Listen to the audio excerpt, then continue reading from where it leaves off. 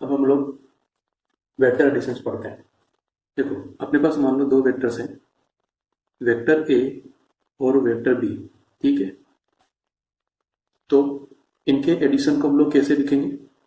Vector A plus vector B. पर इसका जो आंसर निकल के आएगा, जिसको हम लोग मान लो वेक्टर सी बोल देते हैं अभी, इसको हम लोग कहते हैं resultant of vector A and vector B. ये इसका मतलब होता है। फिजिक्स में इसी चीज को हम लोग वेक्टर आर से रिप्रेजेंट करते हैं। कभी वेक्टर कैपिटल आर लिखते हैं, कभी वेक्टर स्मॉल आर लिखते हैं, जो भी है वो है। ठीक है, अब देखो, दो वेक्टर्स को हम लोगों को ऐड करना है, तो उसके कुछ लॉज होते हैं, लेकिन लॉज अप्लाई करने से पहले हम लोग को ध्यान रखना चाहिए कि वेक्टर्स एक ही लाइन में है या एक ही लाइन में नहीं है। वेक्टर्स एक ही लाइन में है तो या तो वे सेम डायरेक्शन में होंगे या फिर ऑपोजिट डायरेक्शन में होंगे। पर जब वो एक ही लाइन में नहीं है, तब हम लोग उन लॉज को यूज करेंगे जो हम लोग थोड़ी देर बाद पढ़ने वाले हैं। ठीक है, तो सबसे पहले मान लेते हैं vector A and vector B are in same direction. ठीक है, जैसे मान लो ये वेक्टर ए है और ये वेक्टर बी है। ठीक है, इन दोनों को प्लस करना है। ठीक, अब इसका जो इफेक्ट है वो भी इस तरफ है और इसका जो इफेक्ट है वो भी इस तरफ है, तो दोनों प्लस करने पर अपने इफेक्ट जोड़ देंगे। इसका मतलब जो रिजल्टेंट निकल के आएगा वो इस लेंथ और इस लेंथ को जोड़ के आएगा और वो इसी डायरेक्शन में आएगा। ठीक है, तो जो रिजल्टेंट आएगा वो ये आएगा और इसको हम लोग बोलेंगे vector A plus vector B. ठीक है, जब वेक्टर ए और वेक्टर बी सेम डायरेक्शन में है तो उनका जो रिजल्टेंट होता है वो भी उसी डायरेक्शन में निकल के आता है और दोनों वेक्टर सीधे सीधे ऐड हो जाते हैं। बस दोनों का इफेक्ट सीधे सीधे ऐड हो जाते हैं। ठीक है, इसको हम लोग ऐसे लिख सकते हैं, modulus of vector A plus vector B is equal to modulus of vector A plus modulus of vector B, और डायरेक्शन वही रहेगी जो ए और बी की है। दूसरा, मान लो vector A and vector B are in opposite directions. तब क्या हो गया भाई? देखो, मान लो ये अपना वेक्टर ए है और वेक्टर बी में इस तरफ मान लेता हूँ, उसकी लेंथ थोड़ी सी मैंने अभी ज्यादा बना ली। जब इन दोनों को प्लस करूंगा तो इनका इफेक्ट क्या होगा? ये थोड़ा पावरफुल है क्योंकि ये बड़ा है और ये थोड़ा वीक है क्योंकि ये छोटा है। तो ऑपोजिट डायरेक्शन में होने के कारण से इसका इफेक्ट थोड़ा ज्यादा होगा। तब क्या होगा कि इस वेक्टर का इतना सा पोर्शन कैंसिल हो जाएगा, इतना सा पोर्शन कैंसिल हो जाएगा और जो बचेगा वो अपने पास में vector A minus vector B निकल के आएगा। तो जो हमारा रिजल्ट आएगा वो कुछ इस तरीके से होगा, इतना सा कोई वेक्टर और उसकी डायरेक्शन अभी किस तरफ होगी? बी की तरफ, क्योंकि बी का मैग्नीट्यूड ज्यादा है। आई बात समझ में?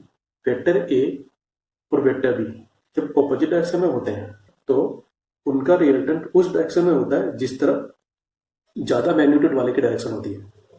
ठीक है, तो फिलहाल हम लोग ये मान लेते हैं कि modulus of vector B is more than modulus of vector A. फिलहाल हम लोग ये मान रहे हैं। ठीक है, तो जैसे ये लिखा है उस तरीके से हम लोग कैसे लिखेंगे? Modulus of vector A plus B is equal to modulus of B minus modulus of A. और यदि ए ज्यादा होता तो हम इसको कैसे लिखते? यदि ए का मैग्नीट्यूड बी के मैग्नीट्यूड से ज्यादा होता तब हम इसको कैसे लिखते? तब हम लोग लिखते हैं modulus of vector A plus vector B is equal to, क्योंकि ये बड़ा है, modulus of A minus modulus of B. और उस समय पर डायरेक्शन किसकी डायरेक्शन में आती? वेक्टर ए की डायरेक्शन में आती। किसकी डायरेक्शन? रिजल्टेंट की डायरेक्शन। ठीक है, नेक्स्ट हम लोग लेते हैं जब वेक्टर्स एक लाइन पे नहीं है, triangle law of vector addition. क्या मतलब है इसका? मान लो अपने पास में कोई ट्रायंगल है। ठीक है, if two vectors are represented in magnitude and direction by the two sides of a triangle taken in the same order. मान लो मैंने कोई ट्रायंगल लिया और ट्रायंगल की इस साइड को मैंने वेक्टर ए बोल दिया। ठीक है, अब इसी तरफ चलते हुए, मतलब इसी ऑर्डर में मैं नेक्स्ट साइड को और उस डायरेक्शन में इसी ऑर्डर में लेना है हम लोगों को, ठीक है। इस साइड को मैं वेक्टर बी बोल देता हूँ। Then their sum is represented by the third side. Third side कौन सी है? ये taken in the reverse order. तो इस साइड को हम लोग किस ऑर्डर में लेंगे, किस डायरेक्शन में लेंगे? इस तरफ। तब ये जो साइड है ना, ये vector A plus vector B होगी। इन दोनों साइड को मैंने इस ऑर्डर में लिया, ठीक है, इस तरीके से लिया, इस ऑर्डर में। तो थर्ड साइड इस ऑर्डर में, यानी कि रिवर्स ऑर्डर में ए प्लस बी को शो करेगी। एक और बार दूसरा कोई एग्जांपल ले लेते हैं। मान लो मैंने ये एक वेक्टर ले लिया, ये वेक्टर ए है, और इसी ऑर्डर में एक दूसरी साइड में ले लेता हूँ, ये वेक्टर बी, ठीक है। ये दो वेक्टर्स है अपने पास में। तब थर्ड साइड ऑपोजिट ऑर्डर में जानी चाहिए, ऑपोजिट डायरेक्शन में जानी चाहिए। तब इसको मैं vector A plus vector B बोलूंगा। ये ट्राइंगल लॉ का मतलब है। नेक्स्ट हम लेते हैं parallelogram law of vector addition. ये क्या होता है भाई? इसको हम लोग इस तरीके से बोलते हैं, if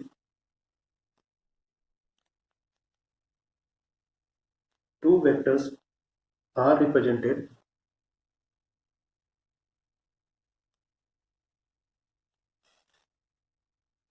in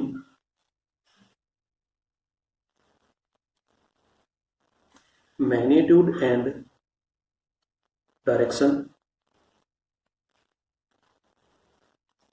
by the two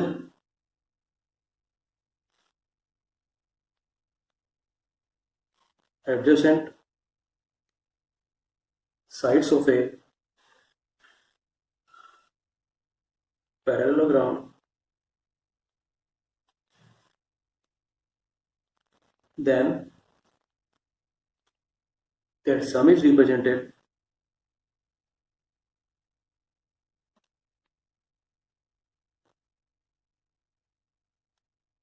by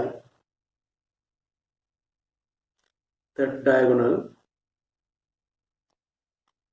of the parallelogram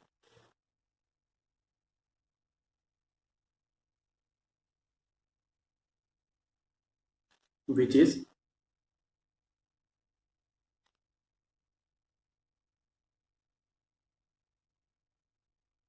coincidental with the given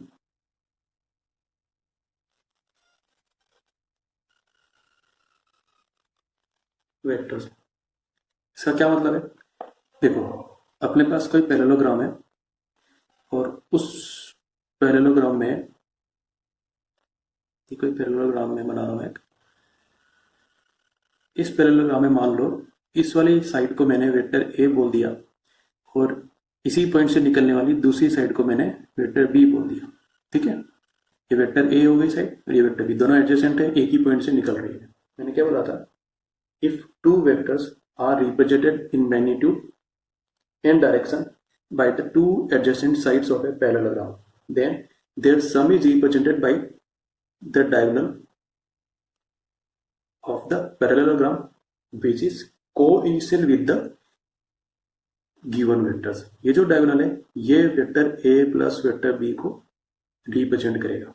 इसको हम लोग और शो करने के लिए खाली ये बोल सकते हैं कि अपने पास में दो वेक्टर्स हैं इस तरीके से, ये वेक्टर ए है, ये वेक्टर बी है, तो इन दोनों का सम इन दोनों के बीच में से आएगा और इसको हम लोग vector A plus vector B बोलेंगे। काम की बात क्या है वो देखो, हमारे पास कोई भी दो वेक्टर्स हैं, वेक्टर ए और वेक्टर बी। ये मैं बना लेता हूँ कि ये वेक्टर ए है और ये मैं बना लेता हूँ कि ये वेक्टर बी है, ठीक है। जब हमको इन दोनों को सम करना है तब मैथ्स में तो हमारे पास में मेथड्स हैं, ठीक है, हम लोग उसको सम कर सकते हैं। पर इसका मीनिंग ये होता है कि हम लोगों को इन वेक्टर्स को इस तरीके से अरेंज करना है कि दोनों वेक्टर्स एक ही पॉइंट से निकल रहे हो, ठीक है। अब कैसे अरेंज कर सकते हैं हम लोग? एक तरीका तो ये है कि मैं इस लाइन को या इस वेक्टर को ऐसे कैसे उठा के यहाँ रख देता हूँ, तब ये क्या बन जाएगा, ये अपने पास वेक्टर ए हो गया और वेक्टर बी को उठा के मैंने इसको ऐसे कैसे उठा के यहाँ लिख दिया, तो ये इस तरीके से पैरेललोग्राम लॉ की तरह से दिखने लग जाएगा। ये दोनों वेक्टर्स एक ही पॉइंट से निकल रहे हैं।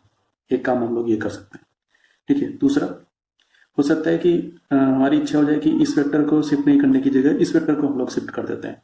ठीक है, तो कर सकते हैं, इस वेक्टर को उठा के इस तरफ लेके आना है और इस तरीके से इसको बनाना है कि दोनों एक ही पॉइंट से निकल रहे हो। ठीक है, ये वेक्टर तो एज इट इज, इसको लोगों ने तो चेंज नहीं किया है, इसकी लोकेशन सपोज है जैसी है, इसको उठा के मैं इधर ले आता हूँ, उठा के इधर ले आऊंगा और इसको इस तरीके से बना दूंगा कि दोनों एक ही पॉइंट से निकल रहे हैं। तो ये पिक्चर वापस से पैरेललोग्राम लो की जैसे बन जाएगा। और तब हम लोग बोलेंगे कि इन दोनों का जो रिजल्टेंट है वो इनके बीच में से निकल रहा है कहीं पर, और ये vector A plus vector B है। नेक्स्ट हम लोग लेते हैं difference of two vectors. Difference का क्या मतलब है? अपने पास में दो वेक्टर्स हैं, वेक्टर ए और दूसरा वेक्टर बी। इनके डिफरेंस का सीधा सा मतलब हमारे लिए ये है कि हम लोगों को फिलहाल vector A minus vector B calculate करना है। इसका मतलब ये है कि हम लोग वेक्टर ए में negative of vector B plus कर रहे हैं, ये इसका मतलब है। अपने पास ये मान लो इस वाले फिगर के हिसाब से मैं बना रहा हूँ, ये वेक्टर ए है और ये कोई वेक्टर बी है। अब डिफरेंस लेते समय या सब्ट्रैक्शन करते समय मैं कर क्या रहा हूँ, मैं वेक्टर ए में बी का नेगेटिव प्लस कर रहा हूँ। बी का नेगेटिव का मतलब है कि एक नया वेक्टर हमारे पास में बन गया नेगेटिव ऑफ वेक्टर बी, और नेगेटिव ऑफ वेक्टर बी का मतलब क्या होता है कि उसकी डायरेक्शन अपोजिट हो चुकी है। तो अब हम लोग ए में बी ऐड नहीं कर रहे, जबकि हम लोग बी को चेंज करके फिर उसको ए में ऐड कर रहे हैं। ठीक है, तो बी की डायरेक्शन इधर थी, माइनस बी की डायरेक्शन नीचे की तरफ हो जाएगी, ये बन जाएगा हमारा नेगेटिव ऑफ वेक्टर बी। अब वेक्टर ए और वेक्टर बी का रिजल्टेंट इनके बीच में से निकल रहा है, तो इसका मतलब है वेक्टर ए और नेगेटिव वेक्टर बी का रिजल्टेंट इनके बीच में से निकलेगा। तो ये जो आंसर निकल के आएगा ये हमारे लिए vector A plus negative of vector B, यानी कि ये vector A minus vector B होगा। थोड़ा इसको क्लियर बना लेते हैं, हम लोग पैरेललोग्राम बनाते हैं और इसको थोड़ा सा याद रखते हैं। ये वेक्टर ए है, ये वेक्टर बी है। ठीक है, तो इनके कॉमन पॉइंट से जो वेक्टर निकल रहा है या जो डायगोनल निकल रहा है उसको हम लोग vector A plus vector B बोलेंगे, और जो ऊपर से नीचे की तरफ आने वाला डायगोनल है ये दूसरा वाला डायगोनल, ऊपर से नीचे की तरफ ध्यान रखना है, ए को नीचे लिखा है बी को ऊपर लिखा है। किसी फिगर में ये दोनों इंटरचेंज कर रखे हैं तो तुम्हें थोड़ा सा ध्यान रखना पड़ेगा किसको पहले लिखना है किसको बाद में लिखना है, या फिर इस मेथड को थोड़ा समझ के रखो। ठीक है, तब हम लोग इस वाले डायगोनल को vector A minus vector B बोलेंगे। तो वेक्टर एडिशन की कुछ प्रॉपर्टीज होती हैं हमारे पास, प्रॉपर्टीज नहीं है, हम लोग इसको नॉर्मली काम में लेते हैं, पहले भी ऐसी चीजें बहुत बार कर चुके हैं कि वेक्टर ए में वेक्टर बी प्लस कर दो या वेक्टर बी में वेक्टर ए प्लस कर दो, यहाँ कोई फर्क नहीं पड़ता, एक ही मतलब है। इसी तरीके से हमारे पास में तीन वेक्टर्स हैं, वेक्टर ए, वेक्टर बी और वेक्टर सी। इनमें हो सकता है हम लोग पहले ए और बी को प्लस कर दें और उनके आंसर में वेक्टर सी को प्लस करें। ठीक है, क्या हो सकता है कि हम लोग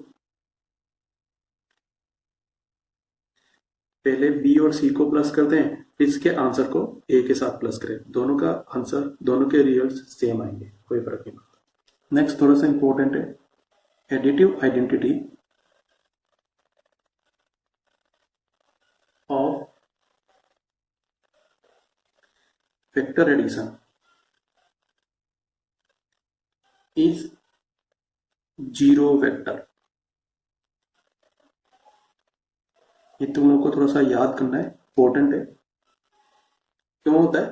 क्योंकि vector A plus vector zero से वापस से हम लोगों को वेक्टर ए मिल जाता है, और vector zero plus vector A से भी हम लोगों को वापस से वेक्टर ए मिल जाता है। अब हम लोग थोड़ा आगे चलते हैं, इंपॉर्टेंट चीज है additive inverse.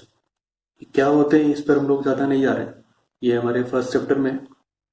Additive inverse of vector A is given by minus vector A. क्यों? क्योंकि वेक्टर ए में माइनस वेक्टर ए प्लस करने पर हम लोगों को जीरो वेक्टर मिलता है, और माइनस वेक्टर ए में वेक्टर ए प्लस करने पर भी हम लोगों को वेक्टर 0 मिलता है। तो जब क्वेश्चन पूछेगा कि एडिटिव इनवर्स वेक्टर ए का क्या है, तो हम लोगों को आंसर करना है माइनस वेक्टर ए। नेक्स्ट हम लोग पढ़ते हैं पोजीशन वेक्टर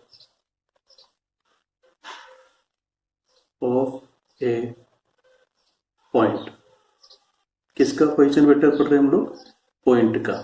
मतलब हम लोग वेक्टर को कोऑर्डिनेट ज्योमेट्री से रिलेट करेंगे। देखो 2D में बात करते हैं। अपने पास ये कोई y एक्सिस है, ये कोई x एक्सिस है, ठीक है। ये ओरिजिन है, इसको मैं O से लिख रहा हूँ, इसके कोऑर्डिनेट्स 0,0 है। अपने पास में यहाँ पर कोई पॉइंट है और इस पॉइंट को मैं लिख रहा हूँ A से, ठीक है। और इसके कोऑर्डिनेट्स में सपोज ये ले लेता हूँ A1, A2। अब देखो A1, A2 का मतलब ये है कि यहाँ से मैं जब परपेंडिकुलर ड्रॉ करूंगा तो यहाँ से लेकर यहाँ तक की जो डिस्टेंस है वो कितनी है? A1 है। और इसी तरीके से यहाँ तक की जो डिस्टेंस है वो कितनी है? A2 है। तो जब मैं ये पॉइंट तक पहुंचना चाह रहा हूँ, कहाँ से? ओरिजिन से, तो क्या कर सकता हूँ मैं? यहाँ से इस तरफ आ सकता हूँ, यहाँ तक पहुंचा, इस पॉइंट को मैं सपोज B मार्क कर देता। पहले मैं यहाँ पर पहुंचा, फिर मैं इस पॉइंट से लेकर A पॉइंट की तरफ जाऊंगा और इस कोऑर्डिनेट तक पहुंच जाऊंगा, पॉइंट A1, A2। ठीक है, ये बात समझ में? अब हो क्या रहा है? O से A तक जाने के लिए, कैसे? O से A तक जाने के लिए मैंने ये पाथ चूज किया, O से B तक आया, मैं B से A तक गया, ठीक है। तो फाइनली मेरे पास रिजल्ट क्या है? मैं O से A तक पहुंच गया। तो इसको मैं वेक्टर फॉर्म में कैसे लिखने की कोशिश करूंगा? मैं ये बोलूंगा कि vector OA is equal to vector OB plus vector BA। अब देखो ये जो वेक्टर है इसकी लेंथ कितनी है? A1 है, और ये किस तरफ है? प्लस x एक्सिस की तरफ। तो मैं क्या बोलूंगा? मैं इसको A1 multiplied by i cap बोल दूंगा। क्यों आई कैप? इसलिए, प्लस आई कैप इसलिए क्योंकि ये प्लस x एक्सिस की तरफ है। और कितनी लेंथ है इसकी? A1। फिर मैं B से A की तरफ जा रहा हूं, कितनी लेंथ जा रहा हूं? A2, ठीक है। और किस डायरेक्शन में जा रहा हूं मैं? ऊपर की तरफ जा रहा हूं। और ऊपर क्या होता है? Plus Y axis. Plus Y axis का यूनिट वेक्टर क्या होता है? प्लस जे के। तो ये जो वेक्टर OA मेरे पास में आया, vector OA is equal to A1I plus A2J, ये पॉइंट A का क्या बन गया? पोजीशन वेक्टर, क्योंकि ये पॉइंट A को वेक्टर फॉर्म में शो कर रहा है। कोऑर्डिनेट सिस्टम में तो हम लोग 3,2 1,2 इस तरीके से कोई भी पॉइंट को शो कर लेते हैं, लेकिन वेक्टर फॉर्म में हम लोग इसको कैसे शो करेंगे? तो जो पहला कोऑर्डिनेट है उसको तो हम लोग आई कैप से के साथ लिख देंगे, और जो दूसरा पॉइंट है उसको हम लोग जे कैप के साथ में लिख देंगे। ये बात समझ में? ठीक है। अब देखो इसी तरीके से तीसरा पॉइंट भी होता तो हम लोग के कैप भी इसके अंदर लगा दिया करते हैं। ये जो आ रहा है ये triangle law of vector addition से ही निकल के आ रहा है। इसमें हमारे पास में ये ट्राइंगल बन रहा है OBA। इसमें दो साइड्स हैं, ये वाली साइड और ये वाली साइड, जो एक ही ऑर्डर में जा रहा है। तो जो थर्ड साइड है ये ऑपोजिट ऑर्डर में इन दोनों के सम को शो करेगी, और यही हो रहा है। अब देखो ट्राइंगल लॉ के हिसाब से ये हाइपोटेनस है, ये सपोज परपेंडिकुलर है और ये बेस है। तो ट्राइंगल OBA इससे हमारे पास में कैसे आएगा? हाइपोटेनस स्क्वायर OA मतलब इसकी कोई लेंथ है उसका square is equal to OB square plus BA square. OB कितना है? A1, तो हम लोग इसको लिखेंगे A1 स्क्वायर, और BA कितना है? A2, तो हम लोग इसको लिखेंगे A2 स्क्वायर। आई बात समझ में? अब मेरे को तो OA स्क्वायर नहीं चाहिए, मेरे को तो OA चाहिए। तो OA इज इक्वल टू कितना आ जाएगा? Square root of A1 square plus A2 square. ये जो निकल के आया यही length of vector O A है, यही magnitude of vector O A है, और इसी को हम लोग मॉड्यूलस वेक्टर ओ ए कहेंगे। ठीक है, समझ में आ रही है? तो इसको हम लोग इसे जनरल ले लेते हैं, हम लोग जेड एक्सिस को भी शामिल कर लेते हैं। तो सपोज हमारे पास में कोई पॉइंट है, पॉइंट का नाम ए है और उसके कोऑर्डिनेट्स हैं एक्स, वाई और जेड। ठीक है, तो उस पॉइंट का जो पोजीशन वेक्टर है उसको अपन कैसे लिखेंगे? Position vector of point A is vector O A is equal to, पहले एक्स लिया, जैसा भी है, पॉजिटिव है तो पॉजिटिव, नेगेटिव है तो नेगेटिव, उसको आई कैप के साथ में लिख दिया, फिर जे के साथ में वाई को लिख देंगे, फिर के साथ में जेड को लिख देंगे, ये पोजीशन वेक्टर बन जाएगा। अच्छा, यहाँ पर ये बात ध्यान देनी है कि पोजीशन वेक्टर के अंदर इनिशियल पॉइंट हमेशा ओरिजिन होता है। ठीक है, कोई मान लो अपने पास में वेक्टर है, इसको मैंने वेक्टर ए बी बोला। ठीक है, तो यहाँ पर जो इनिशियल वेक्टर है, वो इनिशियल पॉइंट है, वो ओरिजिन नहीं है, तो वेक्टर ए बी कोई पोजीशन वेक्टर नहीं है। ठीक है, पोजीशन वेक्टर होने के लिए, या उसका आइडेंटिफिकेशन क्या है कि पोजीशन वेक्टर होने के लिए जो इसका इनिशियल पॉइंट है वो ओरिजिन होना चाहिए। आई बात समझ? ठीक है, और मॉड्यूलस ऑफ वेक्टर ओ ए जैसे यहाँ पे था, इस तरीके से क्या रहे थे हम लोग, a1 का स्क्वायर कर रहे थे और a2 का स्क्वायर कर रहे थे। तो इसी तरीके से हम लोग यहाँ क्या करेंगे, modulus vector O A is equal to बोलेंगे root x square plus Y square plus Z square. इस फॉर्मूले को हम लोगों को याद रखना पड़ेगा। ये कोई भी पोजीशन वेक्टर या कोई भी वेक्टर का मैग्नीट्यूड है। इसको हम लोग इन जनरल ऐसे भी लिख सकते हैं कि सपोज अपने पास में कोई वेक्टर p है, यहाँ से हम लोगों को ये नहीं पता चल रहा है कि इनिशियल पॉइंट कौन सा है और टर्मिनल पॉइंट कौन सा है, और इसको इस तरीके से लिख दिया एक्स आई कैप प्लस वाई जे कैप प्लस जेड के कैप। तो इसके मैग्नीट्यूड को हम लोग इस फॉर्मूले से फाइंड करेंगे, root of x square plus Y square plus Z square. ठीक है, अपने पास ये कोई वेक्टर है, इस वेक्टर का हम लोग यूनिट वेक्टर निकालना चाहते हैं। यूनिट वेक्टर के बारे में हम लोग पहले बात कर चुके हैं कि यूनिट वेक्टर क्या होता है, जिसका मैग्नीट्यूड 1 है उसको हम लोग यूनिट वेक्टर कहते हैं। ठीक है, यूनिट वेक्टर ऑफ, सपोज ये वेक्टर p लिखा हुआ है तो हम लोग वेक्टर p का ही यूनिट वेक्टर लिख रहे हैं। किससे लिखेंगे? p कैप से लिखेंगे। इसका फॉर्मूला क्या होगा, vector p divided by modulus of vector p। ठीक है, इस फॉर्मूले को हम लोग यूज करेंगे। वेक्टर p क्या लिखा हुआ है, एक्स आई कैप प्लस वाई जे कैप प्लस जेड के cap.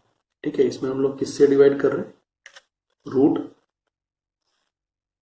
X square plus Y square plus Z square से हम लोग डिवाइड कर रहे हैं। ये वेक्टर p का यूनिट वेक्टर है। इसको हम लोग अलग अलग करके भी ले सकते हैं, जैसे ऐसे लिख दिया x divided by root x square plus Y square plus Z square multiplied by i cap, फिर y divided by root x square plus Y square plus Z square, फिर मल्टीप्लाइड बाई जे कैप, और फिर उसके बाद में z divided by root x square plus Y square plus Z square multiplied by k cap.